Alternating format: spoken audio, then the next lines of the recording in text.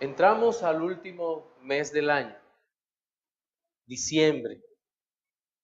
Por lo general, cuando llega diciembre, lo asociamos con muchas cosas que han pasado en nuestra vida y con otras tantas que creemos que deben pasar. Diciembre es asociado con descanso,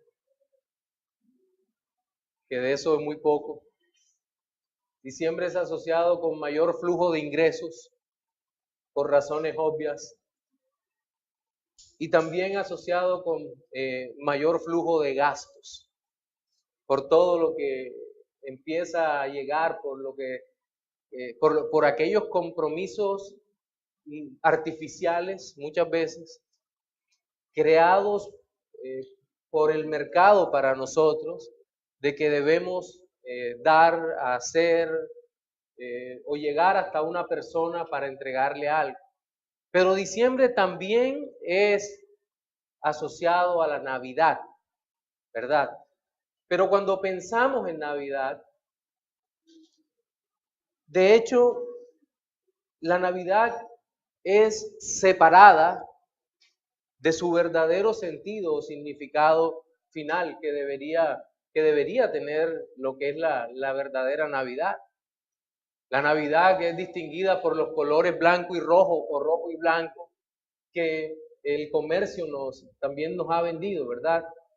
La Navidad se caracteriza por las luces en todo lugar, por la gente corriendo, por la cantidad de íconos que la cultura occidental ha creado. Digamos que por todas esas cosas se caracteriza la Navidad, tanto que se pierde el verdadero significado de como les venía diciendo ahora, ¿verdad? Y creo que lo que más se ha perdido, lo que más se perdió en la Navidad es Cristo mismo. El engaño es tan sutil que Cristo es diluido por la sociedad en la Navidad. Quiero compartir con ustedes hoy un pequeño texto. Voy a usar otros pasajes, pero el texto principal que voy a usar para la exposición de esta mañana se encuentra en Juan, capítulo 1, versículo 18. Juan, capítulo 1, versículo 18. Dice, a Dios nadie le dio jamás. El unigénito Hijo que está en el seno del Padre, Él le ha dado a conocer. Miren, en la Navidad alguna vez predicaba que de lo que menos se habla es de Cristo. Sé feliz en Navidad, regala tal cosa. Sé feliz en Navidad, haz tal cosa. Y llegamos a puntos que son increíblemente extraños en cuanto a la Navidad y en cuanto al conocimiento de Cristo. Cuentan que alguna vez una mujer y su hija entraron a una tienda y la hija tomó una camiseta o una camisa y dijo, ay mamá, está muy barata esta camiseta, ¿la puedo comprar? Y la madre le dijo, acuérdate que lo más importante, hija, es la marca. ¿Qué marca es, hija? Y le dice la chica, es marca Merry Christmas. Y dice, ay, qué casualidad, todos los demás artículos de la tienda tienen la misma marca. Olvidamos, así como el significado en inglés de Merry Christmas, que es feliz Navidad, pero más cercano a Cristo, nos olvidamos completamente de la persona de Cristo. El pasaje que acabo de leer contiene por lo menos tres cosas fundamentales que nos recuerdan que necesitamos conocer a Cristo. Y por eso el sermón dominical de hoy se llama ¿Conoces a Cristo? ¿Cuáles son esos tres aspectos que deseo tratar con ustedes? El primero es la realidad de que a Dios nadie le vio jamás. A nadie. Es decir, nadie conoce a Dios.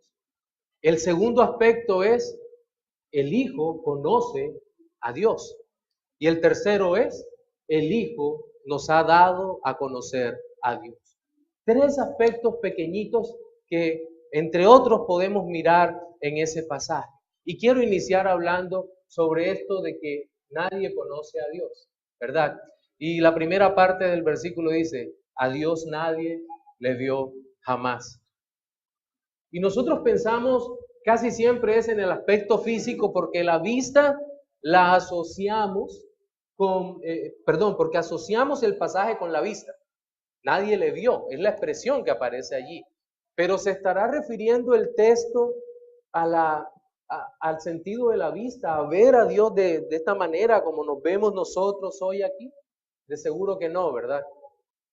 Y para hablar sobre por qué nadie le vio jamás a Dios, tendríamos que remontarnos a la caída, justo a Edén. ¿Recuerdan Génesis capítulo 3?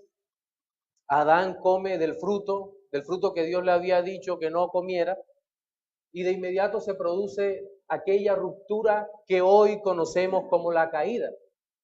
Y de allí entendemos toda esa maravillosa doctrina que son las doctrinas de la gracia, empezando por la depravación total, pero cuidado, detengámonos un momento en la depravación total, ¿verdad? Porque las implicaciones de la depravación total, del pecado en nuestra vida, muchas veces no alcanzamos a dimensionarlas. ¿Y por qué lo digo? Porque pensamos que el primer pecado es simplemente el pecado más grande porque condenó a toda la humanidad. Sí, pero realmente es el pecado más grande. Mi querido hermano, cada uno de nosotros cuando pecamos, nuestro pecado es tan grande que tiene repercusiones eternas. Y tal pecado no nos permite conocer a Dios. Y hagamos un recorrido por por varias partes del Antiguo Testamento y pensemos cómo ese pecado no nos deja ver a Dios y cómo es Dios que se tiene que revelar a nuestra vida para poderle conocer. A Dios nadie le vio jamás y aquí el ver se refiere al conocimiento de los atributos de Dios, a experimentar a Dios en nuestra vida, a vivirlo de tal manera que podamos entender que somos verdaderos hijos de Dios. A Dios nadie le vio jamás. Adán, ¿con quién hablaba en Edén? Con la segunda persona de la Trinidad, ¿verdad? Con Cristo. Aún no encarnado, pero hablaba con Cristo. ¿Y por qué lo sabemos? Porque este texto dice que a Dios nadie le vio jamás. Adán hablaba con Cristo, se pierde la comunión y Adán dejó de ver a Cristo. Terrible. Dejó de ver a quien más le amaba. Dejó de ver quien más lo amaba. ¿Cuán profundo es nuestro pecado? El pecado de nuestro padre es nuestro pecado, en este caso. Pero corramos un poco más en la historia y de pronto lleguemos a la vida de Noé. ¿Noé podía ver a Dios? En ninguna manera, ¿verdad? Necesitó revelación. De eso vamos a hablar posteriormente. Y si vamos a la vida de Abraham, ¿qué nos dice la Escritura exactamente sobre Abraham? Dice por allá en Josué 24:2, si no me equivoco, que Abraham era un pagano. Junto con su padre Taré, adoraban ídolos. Aquí no se trata de aquella doctrina arminiana de la gracia previniente, en donde nosotros pensamos simplemente que Adán fue guardado moralmente porque al haberlo escogido Dios lo libró de todo pecado, algo así como un padre de la nación de Israel totalmente inmaculado. No, eso no funciona así. No funciona así porque nuestra naturaleza es una naturaleza caída y manchada por el pecado. Abraham había sido idólatra, había sido pagano. Es lo que encontramos. Por lo tanto, Abraham no podía ver a Dios. Por lo tanto, también, repito, Dios tuvo que hablarle, tuvo que revelarse a su vida para que le pudiera ver. Y luego viene el hijo de Abraham, Isaac. Si bien Isaac podríamos pensar como incorrectamente pensamos muchas veces, no, Isaac era un cristiano de cuna. Él no necesitó algo así como haber nacido de nuevo, porque Isaac fue instruido por Abraham y es obvio, no. Y Isaac era tan inconsciente de su condición como cualquiera de nosotros lo es hasta el momento en que Dios llega a nuestra vida. Isaac tampoco podía ver a Dios. Incluso aquel momento, no sé si usted se ha puesto a meditar sobre el momento cuando Abraham lo ofrece a Isaac en sacrificio. La palabra de Dios es muy clara ahí. Aquí en Juan también dice que nuestro Señor Jesucristo dice, Abraham se gozó porque vio mi día. No dice, Isaac también se gozó. No estoy usando el silencio bíblico para probar mi punto o para desacreditar otro, no. Estoy tratando de ser muy preciso. Isaac ni siquiera se estaba dando cuenta en el momento que era tal vez una representación típica de nuestro Señor Jesucristo en la cruz, ¿verdad? Hasta el momento en que Dios mismo dice, no es un sacrificio adecuado y provee un cordero, se provee un cordero para él mismo, para el sacrificio. Entonces, estamos viendo que tampoco él podía ver, tampoco podía ver al Señor. Y si vamos más adelante, Jacob tampoco pudo ver al Señor. Tampoco pudo ver al Señor. Solo después que planifica el engaño a su padre, sale, llega a aquella ciudad que se llamaba Luz, y en ese lugar tiene ese sueño donde ve la escalera, donde suben y bajan ángeles, y en ese momento Jacob dice, bueno, esto no es más que puerta del cielo, esto es un lugar hermoso donde Dios en su gloria habita. Por lo tanto, tiemblo en este lugar y siento temor. Dios tuvo también que orar para que Jacob pudiera verle, ¿verdad? Luego cuando se va a encontrar con Esaú tienen otro encuentro. Y podríamos citar otros casos en Génesis, como por ejemplo José. Pero llegamos, Jacob y José, perdón. Pero llegamos al segundo libro de la Biblia, a Éxodo, y allí nos encontramos con Moisés. Y curiosamente el versículo 17 dice, 1:17 de Juan, dice, por la ley, pues la ley por medio de Moisés fue dada, pero la gracia y la verdad vinieron por medio de Jesucristo. ¿Quién era Moisés o quién había sido Moisés? Tal vez el más grande siervo de Dios en aquella época. Pero curiosamente, Moisés durante sus primeros 40 años intentó rescatar usando su propia fuerza a la nación de Israel. Fracasó, naturalmente. Solo pudo ser un hombre para la gloria de Dios cuando Dios se le revela. ¿Cuándo? Éxodo capítulo 3, se le aparece el Señor en una zarza que ardía y no se consumía.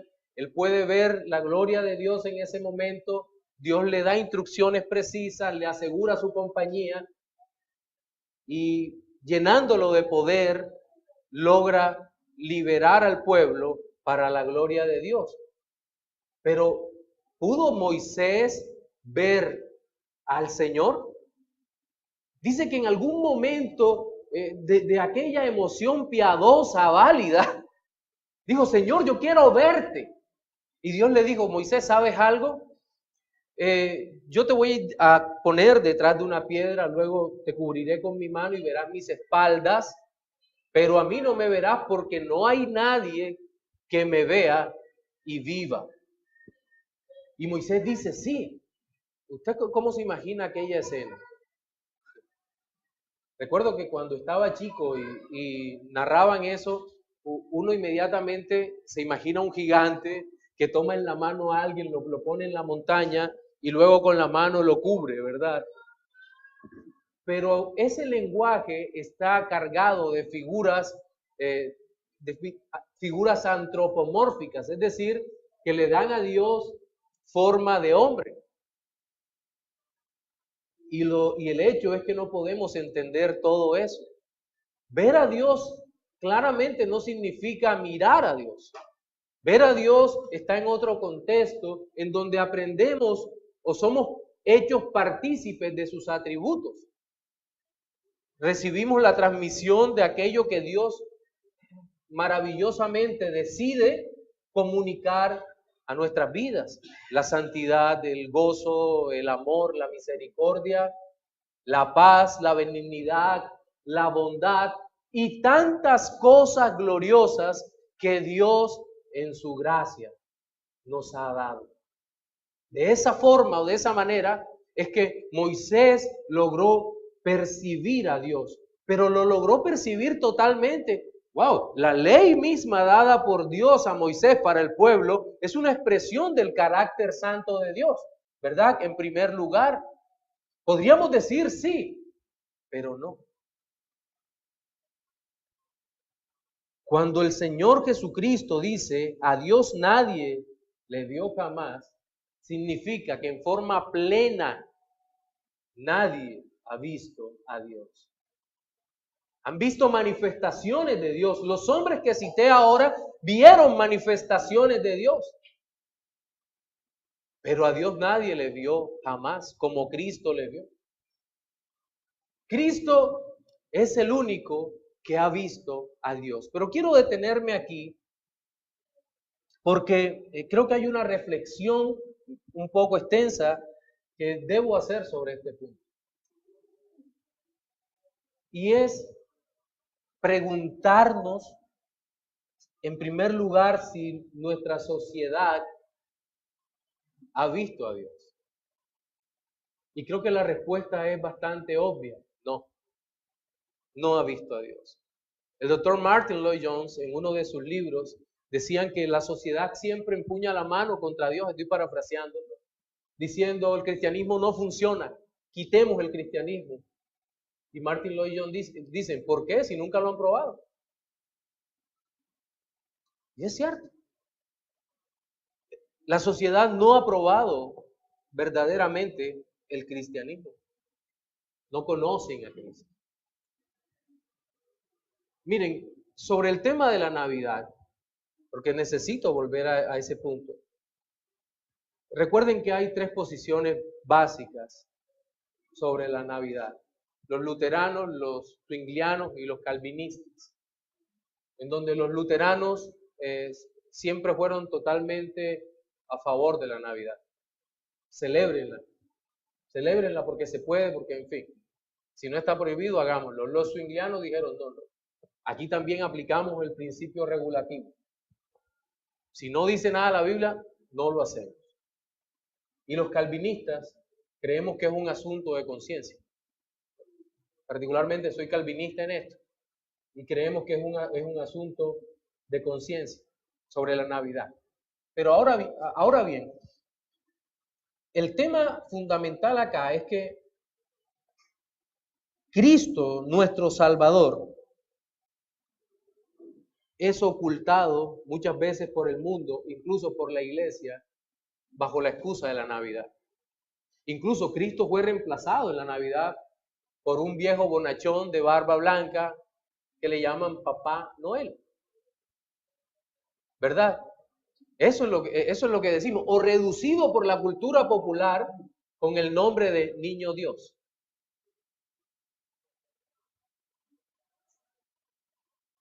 Sigue el ocultamiento de Cristo. La sociedad quiere la felicidad, el gozo que Cristo promete a los que se arrepienten. Felicidad, gozo, no riqueza.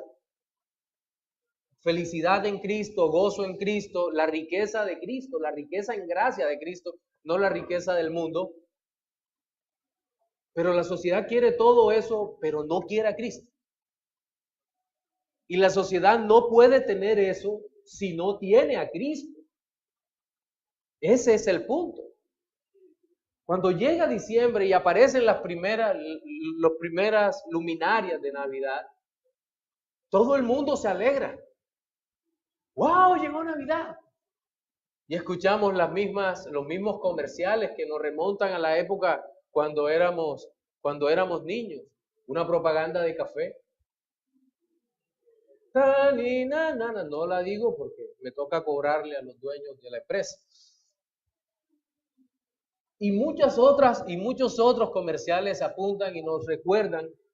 Y entonces ya la Navidad no es lo que dice el texto sobre la venida de Cristo, sino que la Navidad la asociamos también con vacaciones, con la llegada de aquel familiar que tiene mucho tiempo que no vemos y que esperamos que llegue en este tiempo. Y ojalá lleguen todos, ¿verdad?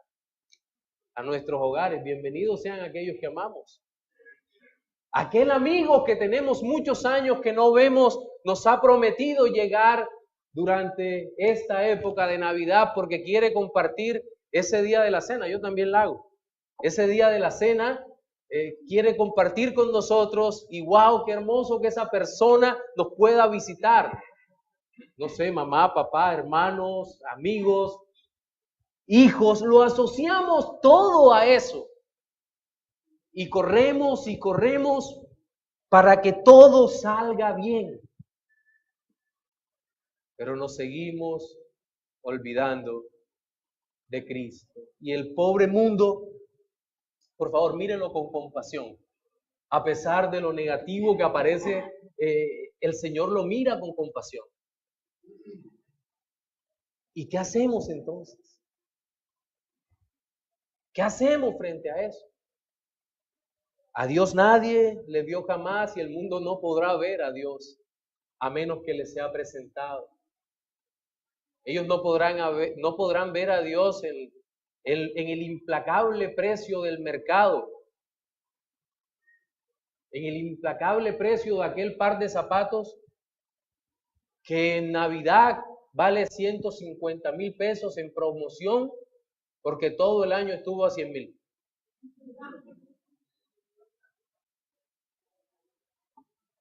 No, mis hermanos, necesitamos que conozcan a Cristo. Y aquí es donde viene nuestro segundo punto. ¿Qué hacer? Tenemos alguien que conozca al Padre, alguien que conozca a Dios, es el único que puede presentarles a Dios. ¿Verdad? El único. Y dice en la segunda parte del texto, el unigénito Hijo que está en el seno del Padre. A Dios nadie le dio jamás, el unigénito Hijo que está en el seno del Padre. La última parte la tocaremos después, pero quiero leerla. Dice, Él le ha dado a conocer. Es decir,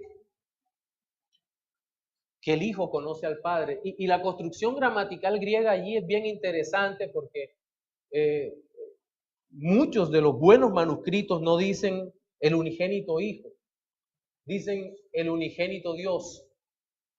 No sé si de pronto en otras versiones, en Biblia de las Américas tal vez esté así, pero dice el unigénito Dios que está en el seno del Padre le ha dado a conocer. Utiliza el monógenesteo, el unigénito Dios. Y es que piénselo de esta manera. Decíamos que nadie le ha visto jamás, significa que nadie le conoce plenamente, pero el texto mismo ahora nos dice, mira, el unigénito le conoce plenamente cada cosa del Padre. Hay un conocimiento que guardando las proporciones, que son proporciones infinitas, pero nos sirve para ilustrar el punto, es el conocimiento que los esposos van adquiriendo el uno del otro. No es un conocimiento místico de yo percibí, no. La esposa sabe que al esposo no le puede preparar cierta comida porque no va a comer eso. Sabe qué punto exacto de sal debe utilizar en la comida porque el esposo no va a comer eso si está pasado de sal o si tiene mucho dulce en el jugo. Son cosas pequeñas, ¿verdad? Aparentemente, pero los esposos se adaptan tanto a esas cosas que ya la esposa sabe lo que debe hacer. Igual el esposo tiene un conocimiento de la esposa. Jamás le llevaría un vestido de tal color a la esposa porque sabe que a ella no le gusta ese color. Son cosas como esas. Hay un conocimiento íntimo de ellos. El conocimiento que el Hijo tiene del Padre es un conocimiento perfecto desde siempre. Y que con la encarnación de Cristo, cuando el Verbo se hizo hombre, cuando se hizo carne, cuando el Verbo adquirió algo que no tenía, sí, Dios nunca había sido hombre. Ese conocimiento de Dios no lo abandonó. Es un glorioso misterio. Un glorioso misterio que es revelado, ¿verdad? El que está en el seno del Padre. Cristo es quien conoce al Padre.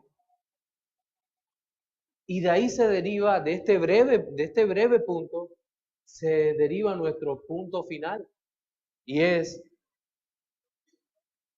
Cristo nos da a conocer al Padre, a Dios el Padre. El Dios Hijo nos da a conocer al Dios Padre.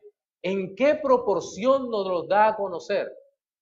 Para Él perfectamente, para nosotros lo necesario, lo suficiente para salvación. Y es bien interesante que en este mismo libro, pero en el capítulo 14, versículo 9, a la pregunta que le hiciere Tomás, Jesús le responde, Felipe le pregunta en el versículo 8, Señor, muéstranos al Padre y nos basta. Y miren lo que le dice Cristo, creo que todos lo conocemos. Jesús le dijo, mire, primero le hace una pregunta, que es una pregunta retórica, es para que él entienda que hay algo malo en su alma, para que en el alma de Felipe hay algo que no le permite entender lo que está pasando, lo que se está revelando delante de él. Dice, tanto tiempo hace que estoy con vosotros y no me has conocido, Felipe. Y luego la contundente declaración, el que me ha visto a mí, ha visto al Padre. ¿Cómo pues dices tú, muéstranos al Padre? ¿Eso suena a reproche?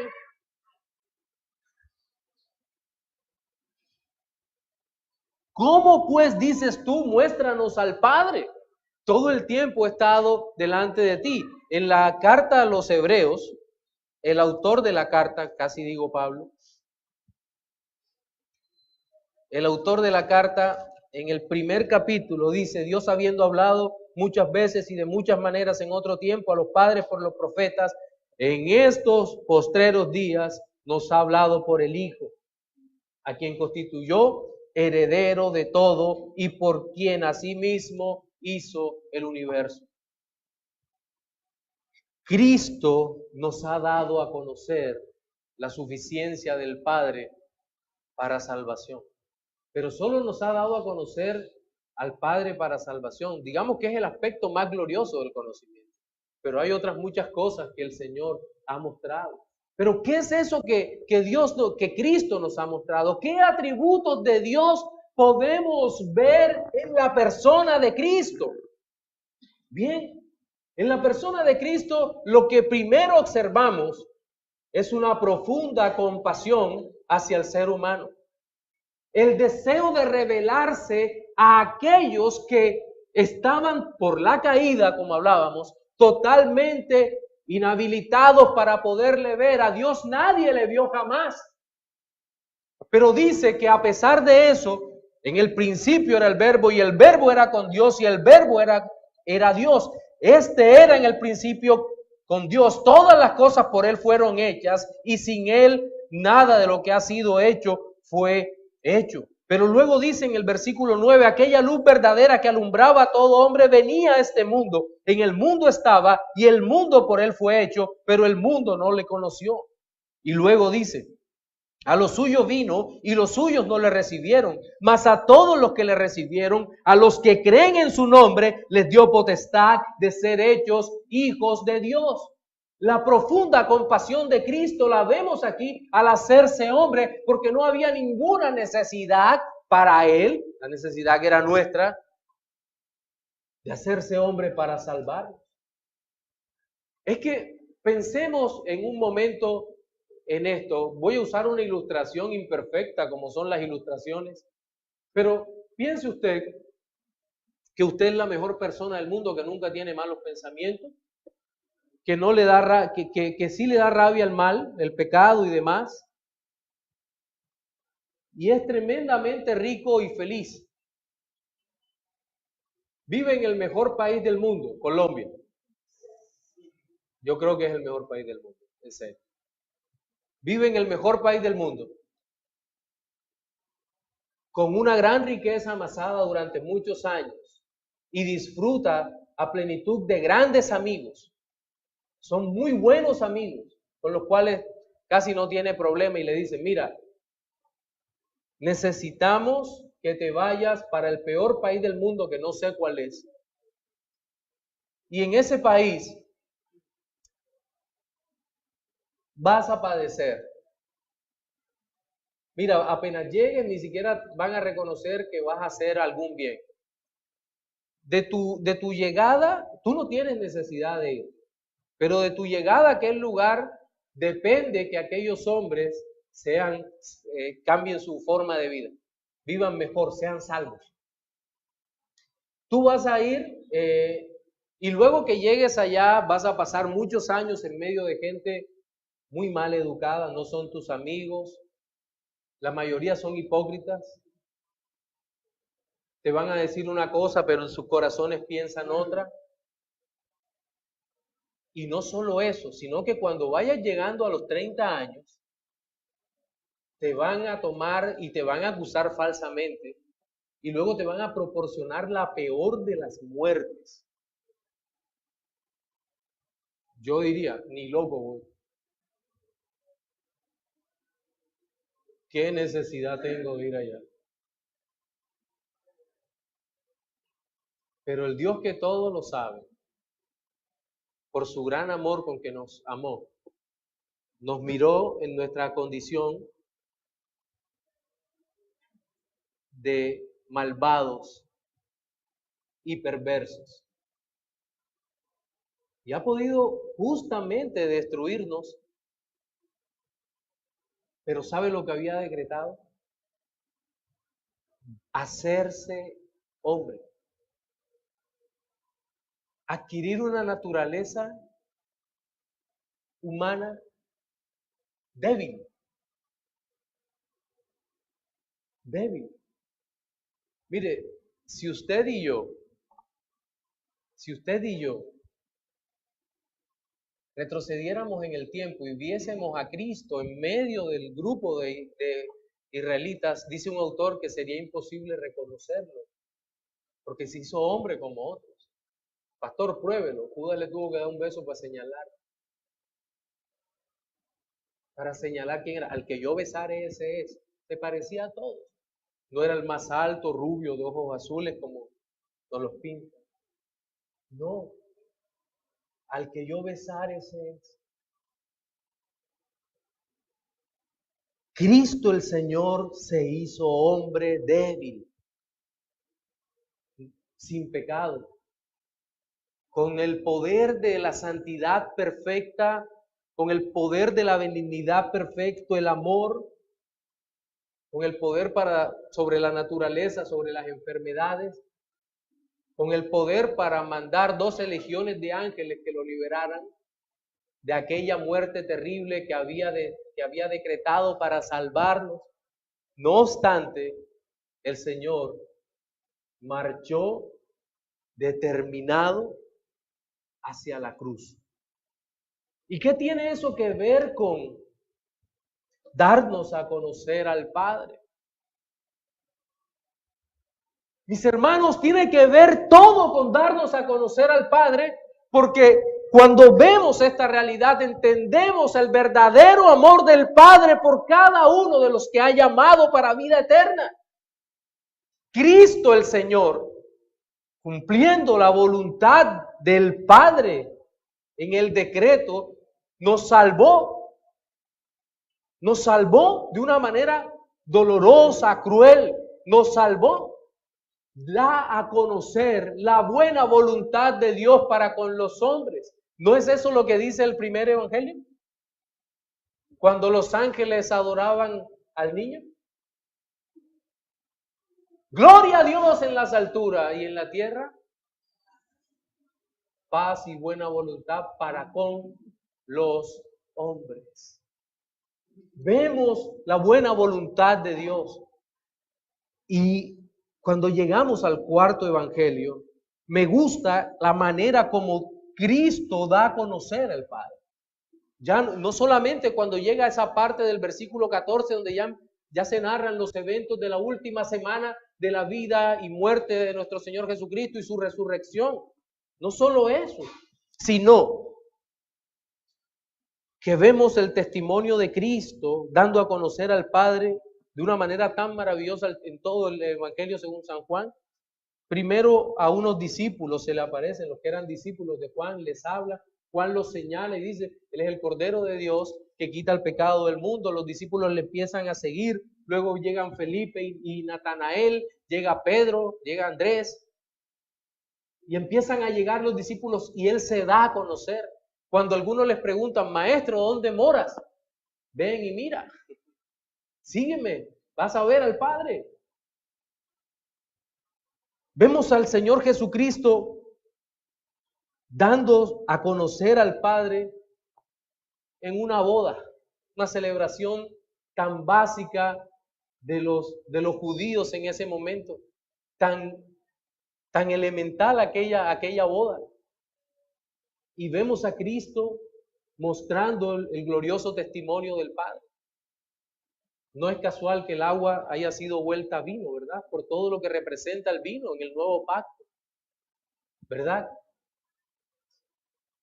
Luego vemos aquella conversación con Nicodemo. No solo llegó a lo básico de aquella sociedad, a la gente común como cualquiera de nosotros, sino que ahora llega a lo más estratificado de la sociedad judía. ¿A quiénes? A los hombres que representaban la religiosidad judía. Un tal Nicodemo, maestro de la ley, confrontado por las palabras del Señor Jesucristo. A él le fue mostrado el Padre.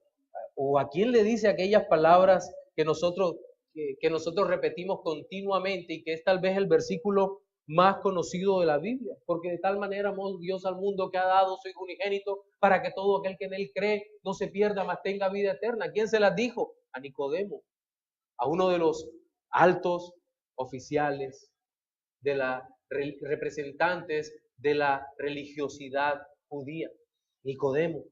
Y luego lo vemos con lo rechazado de la sociedad, una mujer samaritana. ¿Se acuerdan aquel hermoso sermón que nos predicó nuestro pastor Jesús? Le predicó a los más rechazados de la sociedad que ni siquiera eran judíos, samaritanos, lo que de ningún judío gustaba. Samaritanos. No.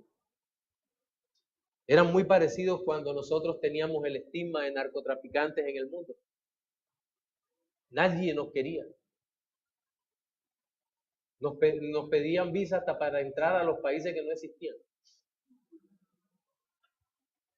El Señor mostró también la gloria. Cristo mostró al Padre a los paralíticos. ¿Se acuerdan en el estanque de Betesda? A las multitudes. Aquellos que llegaron con hambre, les dio pan, pero les dijo, no persigan la comida que perece, sino aquella que vida eterna permanece.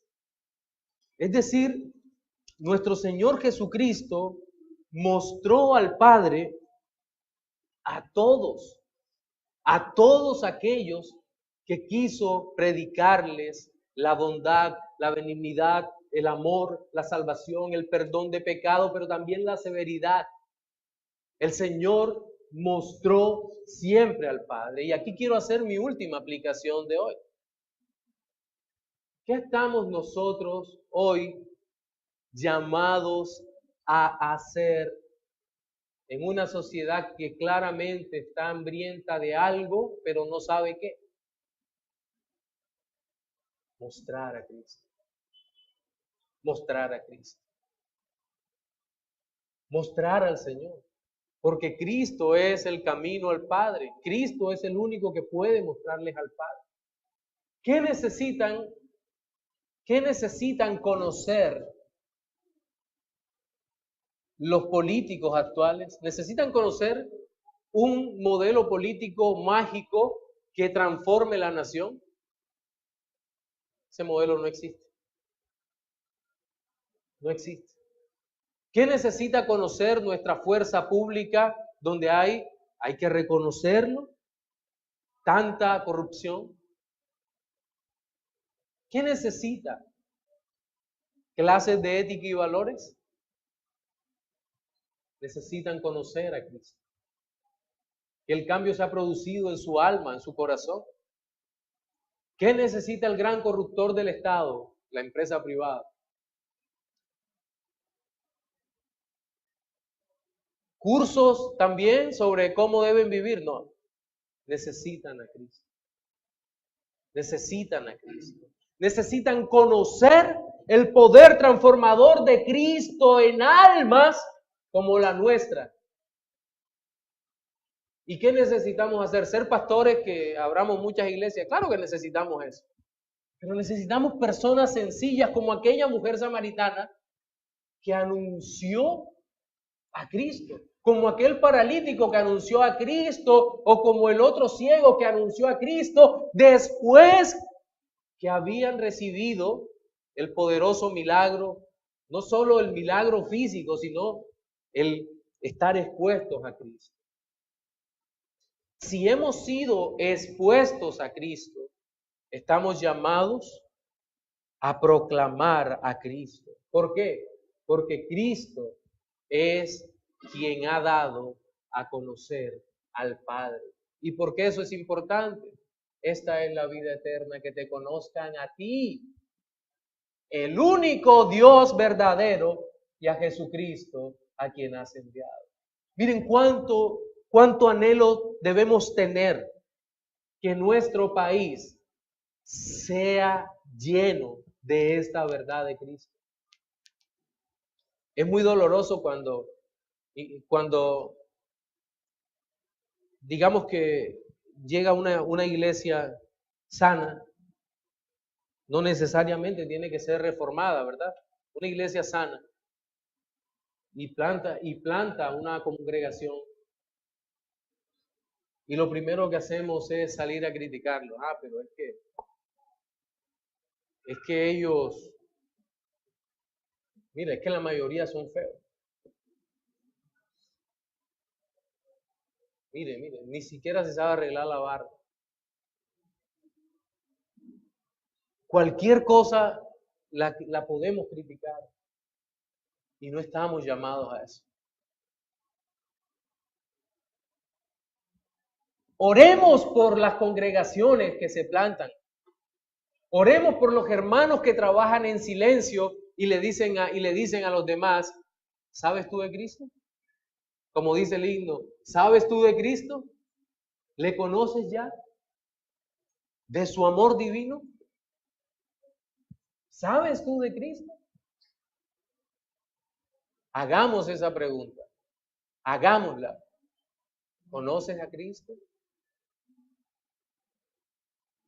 En nuestro sermón dominical de hoy, observamos 3 cosas básicas sobre el conocimiento de Dios. Lo primero, que a Dios nadie le conoce, nadie le vio jamás. Lo segundo, el Hijo conoce al Padre. Habíamos dicho que el Dios Hijo conoce al Dios Padre de manera perfecta. Y tercero, el Dios Hijo le ha dado a conocer. Reflexiones finales para los no creyentes. ¿Conoces a Cristo? No sientas vergüenza por decir que no le conoces. Es mejor que temas, para que así puedas ver el propósito de Dios descrito en su palabra, en donde Él te llama al arrepentimiento, para que te vuelvas a Él, para que le busques y recibas el perdón de pecados. Pero para los creyentes, nuevamente hay un desafío glorioso para nosotros. ¿Cuál es? Mostrar a Cristo. Mostrar a Cristo, predicar a Cristo, y enfatizo, ojalá en esta Navidad. La gente está receptiva en esta Navidad. No lleguemos a atacar a alguien si pone o no pone luces, eso es problema de cada quien, ¿verdad? No. A veces recuerdo en otras iglesias donde estuvimos, seguramente llegábamos y decían, quita eso que es del diablo. No, aprovechemos, ¿sabes?